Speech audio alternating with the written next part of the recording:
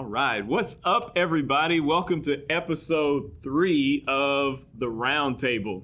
And let me just first of all say, the elephant in the room is we don't actually have a round table that we're sitting around discussing, but we are sitting around a rectangular table. So there we go.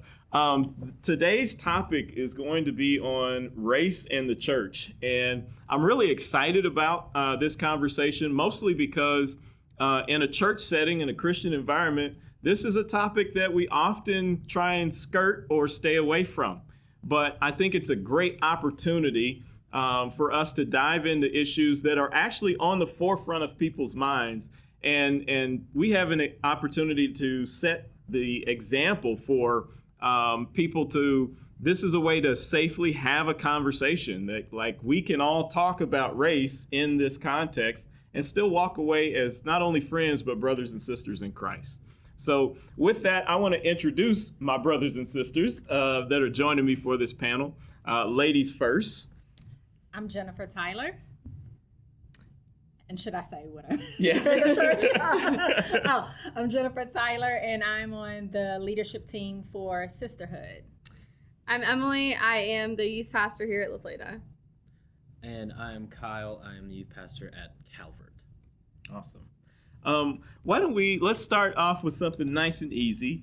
For many of us, obviously, we represent different ethnicities, different backgrounds, and so yet we all attend the same church.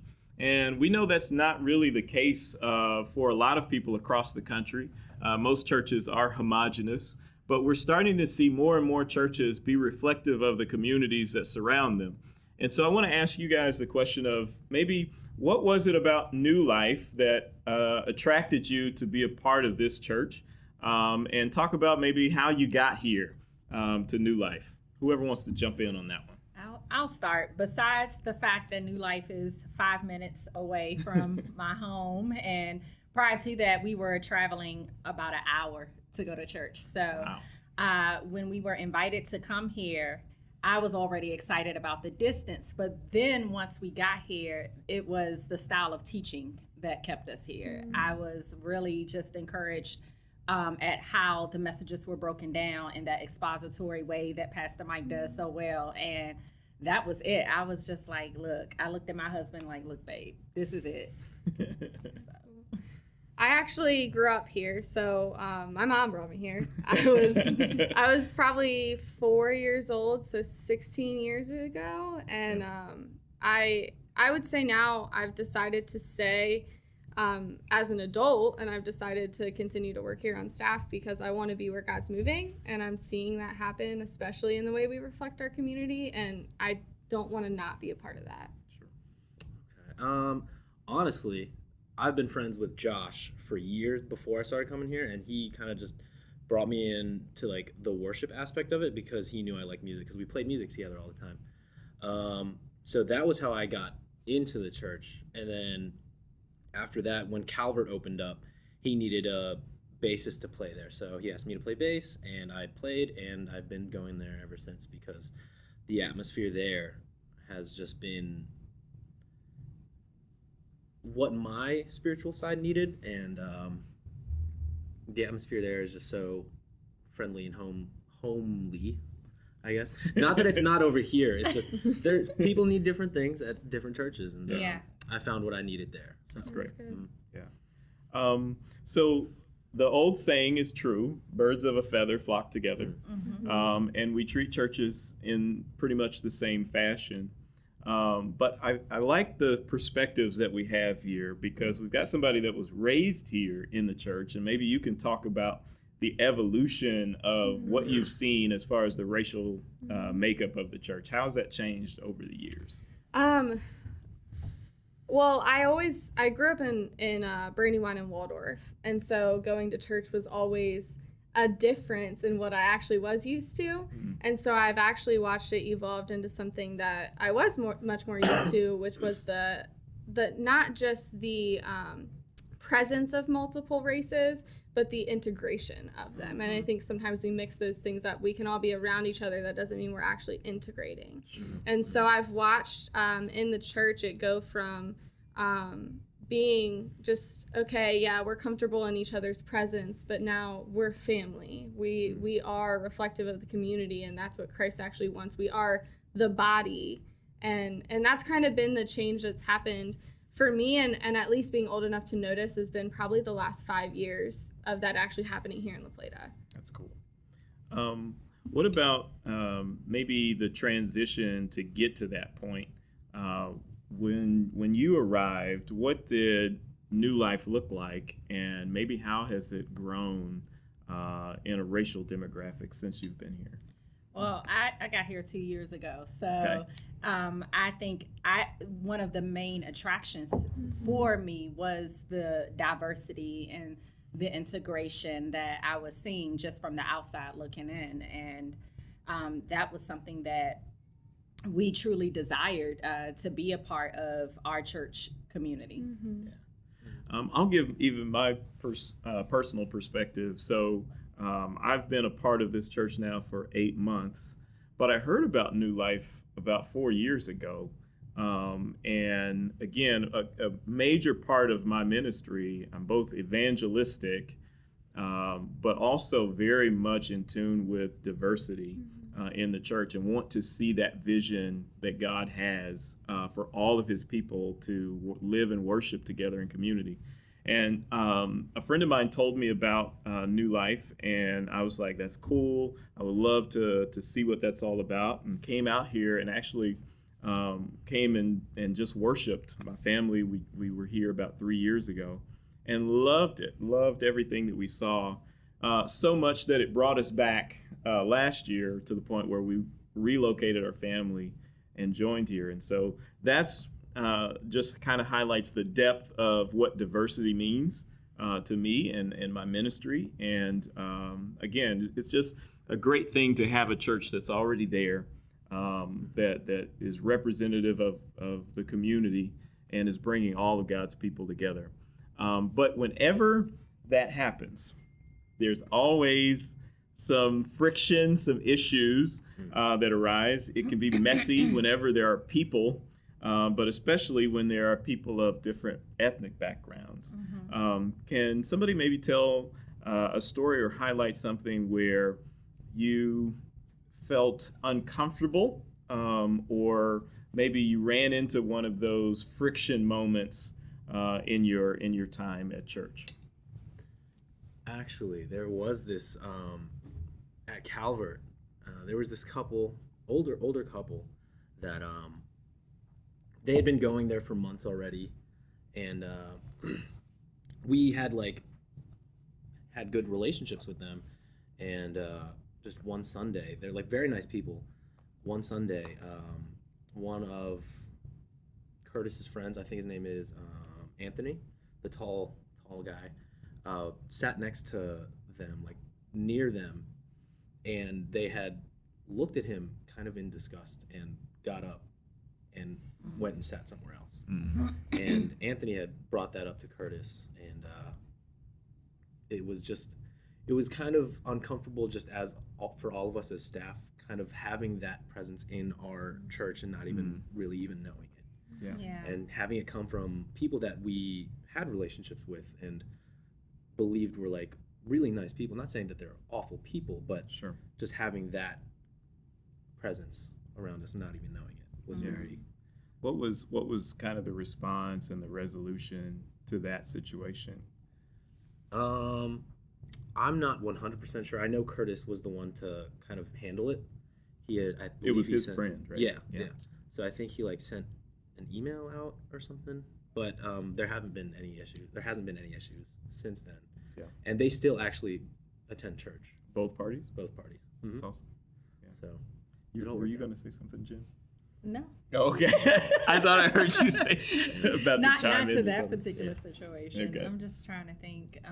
I think by God's grace, I don't remember. I have not had a situation like that happen, which I think is just his. It's awesome. Yeah, it's great. which is his grace. So. Yeah. I think that one of the things that I have to remember in my perspective is when I have being the youth pastor and understanding that sometimes a white girl isn't going to be the answer for some of these kids that honestly need a male figure in their life that represents them and that looks like them and that can speak to the things that they go through. And so for me, it's less of a, because of who I am, it's less of a discomfort. I have to choose to see the discrimination, and I have to choose to see the problems, and then I have to choose to figure out who is the right person for you. I have to show that I care and love you, but I also have to know that I can't necessarily speak to that, and I might have leaders who can, and I might be able to equip you with who you need. Sure. And so in the youth group, there's definitely some kids that are going to look at me and say, you just don't get it, and I have to be able to say, you're right, I don't. Right. Yeah. It's good to acknowledge that. And I want to take this kind of out of the church a little bit and go to a more broader sense, because I love the fact that we don't have many stories about where we've encountered, issues around race in the church. But something that you said that was powerful is that you have to choose to see people for what they are. And there's a term that's out there that gets, or a phrase that gets thrown around very often as it relates to race, and that's colorblindness. Yeah. And we often say, I don't see color, I just see people. And I always liken that to the argument of, there's Black Lives Matter, and then there's All Lives Matter. And it's never about one or the other. It's about seeing people and giving them the attention in that moment. Like, this is who we're focusing on. And colorblindness, actually, when you think about it, is a defect. Right. It's not something that should be aspired to. Right. For any person, we want to be seen fully for who we are. Go ahead. I think the beautiful thing is that we have to understand that God created us all different, in different ethnicities, different colors, different hair types, and all kinds of things. And that's the beauty of his creation. So when you say, I don't see color, it's really kind of insulting. And it's also a lie, because I do see that you are different than me. Right. Yeah. And I think But the beauty is to see that and still appreciate it and to honor that and to honor that as a difference, because that's the way that God has created you. And so I think if we can do that and say, I see that you are visibly different, your culture, your ethnicity, the way that you do things, it's different, and that's a good thing. It's good because that's how God created us. Yeah, and I think that there's so much room to learn from each other. Specifically for me, like I never want to say I don't see color, because I never want to dismiss the culture that I could be enlightened with and taught about. And I think that, like you're saying, it definitely is an insult, and it's something that I think we don't talk about because there's good intention behind people saying it, but it's also it's so twofold. It really can get to a point where, okay, well, now you're not seeing my culture. Now you're not seeing who I actually identify as. Yeah. There's a great book that I read a couple years ago, I think it was, by Pastor Derwin Gray. He pastors a multi-ethnic church in South Carolina. But the book's called the HD Leader, High Definition Leader. And he uses that kind of myth of colorblindness to highlight a point that the world, as God has created it, is in 4K high definition. And that's how we need to look at one another in that way, because all of the colors that God has created are all beautiful, and we don't get to fully experience God's creation in its full beauty, how he created and intended it, if we overlook the fact that, I don't want to see your difference, your color. I just want to see the commonalities that we have. Right. And that's always a good starting point to find common ground, but then to move further into intimate relationship with one another is to say, no, I see you for who you are, and I want to position myself as a learner to know more about you and what makes you unique. And I think as we position ourselves to learn more about each other, like to really go beyond the surface, like go beyond the church high, and to really understand and to come into each other's environments and homes and things of that nature. You begin to have more compassion for each other's experiences. I think, like, in my experience, I've had to be willing to see things and to listen a lot more. My best friend in high school was a Black man, and we would be walking down the street, and I specifically remember one time he told me, "Oh, they just crossed the street on me," and I was like, "Huh?" And then as I opened up to actually hear, I think that there's such this disrespect in specifically white people saying this doesn't happen anymore, or like, we're in a good place. There's so much that if we're not willing to see it, we don't have to see it, but it's still there.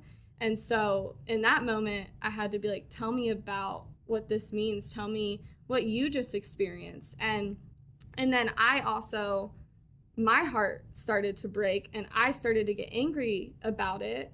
But then from his perspective, he was just kind of like, almost like, you can't just be mad. Like, and so from my perspective, with my nephews being Black and having dated Black guys, any of that, it's, what do I do? Like, I'm just angry, but then I have been told being angry doesn't help. You know what I mean? I think it's a start, because there's something in the Bible, righteous indignation, to use a King James term, to have a righteous anger about something. I think is another way we put it in song is we sing to God, break my heart for what breaks yours. And whenever God sees division amongst his children, it breaks his heart. And our response, or our challenge, is how do we respond to that? So it's okay to be angry about it because it's wrong, because it's even sinful. But then the next step is, to start asking the questions. Now, Holy Spirit, what are you asking me to do about this? Because you're right, we can't just stay angry. The Bible also says we should be slow to speak and slow to be angry. And when we do that, all that is saying we position ourselves to listen to one another. And when we listen, we learn. And then we can walk together as brothers and sisters in Christ. Maybe what are some of the barriers that we run into or might run into in going deeper in forming those relationships across racial lines? Fear. Yeah. I think fear is a huge barrier for a lot of people, feeling like maybe they're not accepted or wanted to come into that space.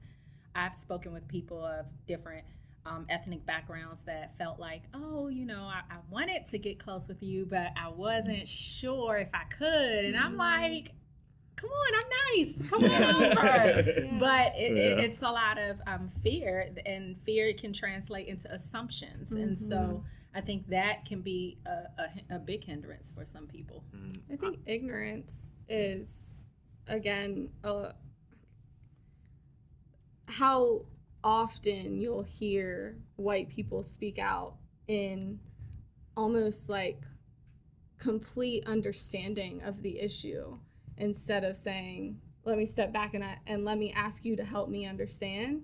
And then there's this road to ignorance of like speaking on things that you know nothing of. And like going back to what Jen said, you don't actually know it until you're in a relationship with it. Sure. And also kind of to go on the opposite side of what you were saying, Jen. For me, I know, at least from my experiences back in like middle school when I was younger, I would kind of be scared to share my ethnic background with other people. So that kind of made my relationships and friendships with people more surface level, like we were talking about earlier, where you really want to just find that common ground between you two. And that's kind of it. There's nothing deeper than that. And I was kind of, for me personally, I felt uncomfortable to share what was deeper in me, because like you said, fear of not being accepted, fear of people judging. Yeah. It's just who I am, though. Yeah. So. And that's the thing. We do when we have that fear in ourselves, not even to challenge the larger culture that might prevent us from wanting to be proud of who we are and share that.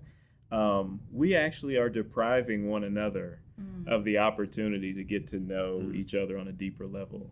And so there are obviously more than the interpersonal relationships, there are systems that are in place that basically make it not conducive for us to want to put ourselves out there and share those things. And they even exist in the church. It's just, I think we're blessed enough to be in a place where it's already multicolored. And so we have those opportunities to go deeper with one another. But there are obstacles. There are obstacles to overcome. One of the things that, I'll shift gears a little bit, one of the interesting things that's happened over the past couple of years, past decade really, has been the emergence of the multi-ethnic movement. And so our church actually falls in that category as being a multi-ethnic church. And most recently, there's been a mass exodus almost of specifically African Americans moving out of traditional Black churches and coming into spaces like this. Have you guys seen maybe an increase or the pace increase of more Black people specifically coming into New Life? Yes, I would say so. Yeah. I think that specifically in this area, there has been this invisible line between La Plata and Waldorf, and because of the size of the church growing, or the rate of the church growing, it started to, like, we started to climb that border that stands between us, but we're not there yet. Like, I do think that it's increased, but I don't think that it's actually reflective of what is happening here in Charles County. What do you think's behind that ease of migrating from one space to another, to going from traditional Black church, which I grew up in, Right, in that, I grew up in too. and to come to a church like this? Why is there such an eagerness, do you think, in the Black community to do that? This is such a multi-layered I know. kind of question. but I'll peel back one layer. I think one of the layers, especially for millennials, just are attracted to doing the way multi-ethnic churches are typically ran. And so they appreciate the shorter service. They appreciate. I appreciate that. I'm not a millennial. I appreciate that. Look, I love the shorter service. I mean, I was used to be in a church for 3 hours tops. Okay. Yeah. We used to sing a song called "All Day Long I've Been with Jesus," and that was the truth. Like, church was 2.5 hours, then you ate in the fellowship hall, and then you came back to church later on. Later that evening, the whole Sunday was filled with church. Right. The whole Sunday. All day long. So I think that the way that church is done, so the shortness of the service, I think also and I'm not gonna say this, but I the emphasis on teaching. And not to say that is not prevalent in the Black church, because there are some Black theologians that I absolutely have grown up on to love. But I think a lot of millennials, really didn't know where to find them. And they wanted like this emphasis on, all right, let's take out all of the extra fluff. And I just want to go somewhere where I'm just getting the scriptures. And I see that has been a big reason for that migration. Yeah. I know those were important things for us as a family. Specifically, I felt called into multi-ethnic ministry. Right. And so those were some of the things that, even though I grew up one way, it's kind of like, okay, these are the things that I'm going to choose to take with me. And then also, these are the things that I'm looking for in a church.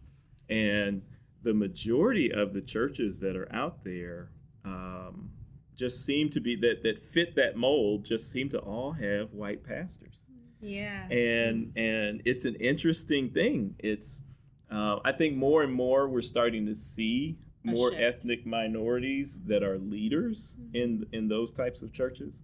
But there right now we're still very much in that era of churches that people are looking for this style of worship, this style of church, but many of the pastors and leaders are all white. Yeah. And I don't know, there's nothing necessarily inherently wrong with that.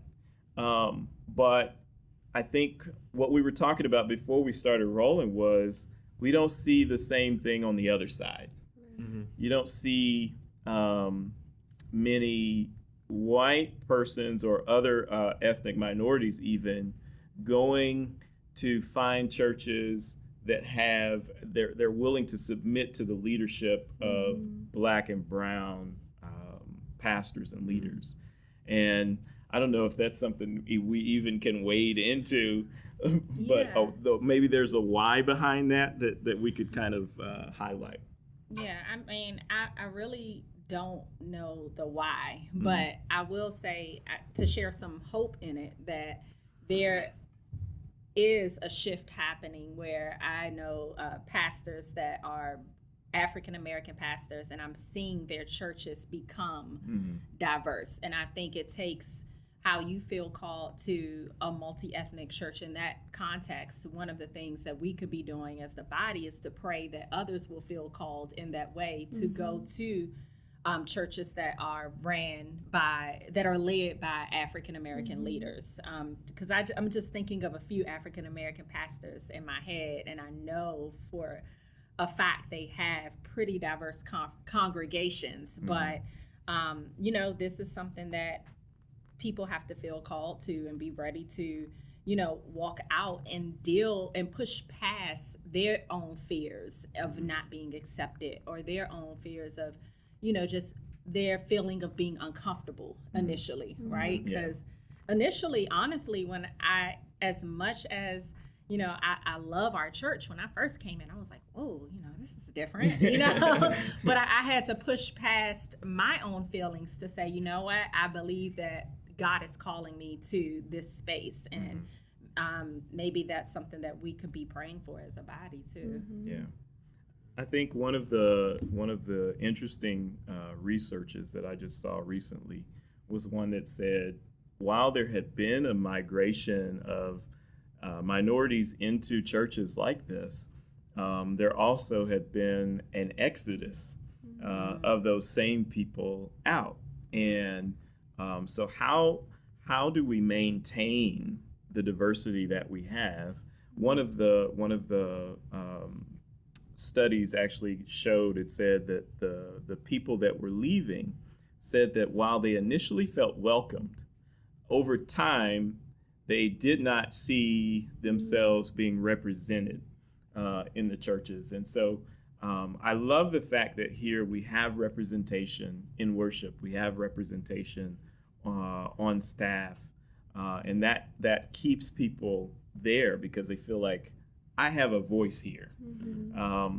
But maybe talk about how we can go in the direction to where we can make people feel welcome whatever their ethnic background or where they come from.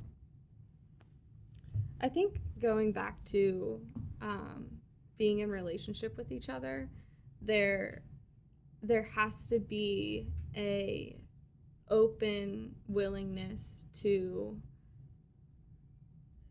be put in your place sometimes, at least in my personal relationships. I have to be vulnerable enough to say, like, I never want to say the wrong thing. I never want to think the wrong way. It's not only just I don't want people to perceive me a certain way. It's I truly don't want to be that way. And so there, at least from my perspective, there has to be a willingness for me to be corrected. And then an underlying, well, we love each other and so we'll be good at the end of the day, but correct me if I'm wrong all the time. And I think that going in that direction, we have to be more willing to be in the conflict and the discomfort of that to move past it. Sure. Pastor Mike, actually, I think it's a great way to kind of segue into this. He talks about this in the context of marriage, mutual voluntary submission. Mm-hmm. And what I often hear in settings like this is white people positioning themselves to learn from minorities. And while I think that's great, I think because of the history of this country, Mm-hmm. that is a great thing. But it's a two-way street. Mm-hmm. It's mutual voluntary submission. Yeah. So I'm choosing as a Black man to learn and listen to a white brother, or to listen to you as my sister in Christ, because I can't expect you to fully understand my situation and always be in a position of learning when I myself have not put myself That's in a good. position to Mhm. listen, submit, and learn from you or others. And so maybe somebody talk about a personal relationship maybe that you've entered into since coming to the church where you've had to position yourself as a learner, or maybe even vice versa. Coming in the church? Well, it doesn't have to be in the Yeah. church. Yeah, you can talk about outside your personal lives. I think with specifically with my nephews, I've had to learn, small things like doing their hair. Like, So tell everybody what. okay, my sister, they're not my blood nephews. My sister's best friend has children who are mixed, and those are her godkids. And so with them, they don't have family here other than us, and so they think that my parents are their grandparents. I'm Aunt Emmy. Chrissy they actually call her Mama Chrissy, and we have just easily become family. Well, I have had to openly go out to Charisse, who is one of the ladies here on Saturday night, and be like, what, like, help me, what do I do with their hair when they're Yeah. with me, Yeah. like, I want them to be proud of their hair. And that sounds like a small thing, but like, I don't want them to look at any of the white kids around them and think, well, their hair looks nice and mine is dry because my family doesn't know how to do it. Yeah. And so I had to, for me especially, I have to seek out in ignorance, seek out, like, just tell me what to do, and then, like, because I know that for them specifically, they also are going to need Black men in their life that are going to do things that we can't do. Yeah. And so trying, Like watching take them to the barbershop. Yeah. Exactly. Yeah. Exactly. And so one of my best, Jordan Not all Lewis, one of my barbershops best are the friends. Right. Yeah, so he's offered when they were 3 and 4, and their mom was like, no, for real, if you, like, take them, like, I would love that, take them. And so submitting to that, like, we need each other kind of thing, especially as we continue to grow into diversity and interracial relationships. We truly need each other. Yeah. And I think that going in that direction, as well as, like, the watching, when you're on stage and Marcello's sitting with me in the front row and he's trying to run up to stage to wave to you, there's a different kind of excitement even though he's 4 years old, than there is with anyone else on stage. Sure. And so with that, I have to sit there and be like, this is really, really cool. And it's like God is doing something right before our eyes, and I want to remain a part of it. And so I'm going to remain in relationships where I can be a part of it. Yeah. Two things that you highlighted in there that are really powerful is just the power of representation. When there's somebody in the room that I just have this initial instinctual connection to because we have similar physical features, we look alike. When you don't see that, what that does to especially a child is make them feel isolated and immediately puts them in a category of, I'm an other. I don't fit in here. And the beauty of having a church that has so many interracial couples and marriages and biracial children is almost seems like any person could walk in here and look around and go, oh, I fit. Right. And the implications are bigger than just race. This is God's house. And if I walk into God's house and I don't see a representation of myself there, then what does that do to me psychologically? Yeah. It implants something in me that says, I'm not even welcome or represented in God's house. And the spiritual damage that can do to people. And that, I think that's a part of why I'm so passionate about churches being representative of the communities that they're in. Because how are we going to evangelize to people and welcome them in if they get there and they look around, they go, nope, I'm not supposed to be here. This isn't for me, you know? Sorry, I needed a drink. It's just water. It's just water, everybody. New life water. Let's talk about one last thing before we wrap up, and that is the opportunity that we have to celebrate one another's culture, and how to do that as Christians, and I'll maybe just talk to the people that are watching to kind of give them an elevator speech for New Life, that this is a place that they can be welcomed regardless of what their background is, what their ethnicity is. So sorry, can you say that question? Yeah. So talking about celebrating culture, so coming out of that, why is it, let me make it personal then. Why is it that you, as a Filipino millennial, feels welcome here? And what could you say to someone else that might be wanting to come to church but maybe has hesitations about their ethnicity? Well, honestly, here there are I've seen multiple Filipinos coming here and actually working here. So we that are was Filipino-friendly church. Yes, we are Filipino-friendly church. But one of the things that actually made me more comfortable, aside from seeing these types of people here as well, is just the interest people took in me. Coming in here, even outside of the church, the way that relationships were formed with me and other people, like deeper relationships, is the interest that they took in me. And something as simple as what is that weird food that you have in your lunchbox? It smells really good. Yeah. Something like that. Yeah. Even little things like that made me more comfortable and more inclined to have a relationship with this other person. So, I mean, the thing is when people take interest in you, you begin to take interest in them, and it just is a back and forth.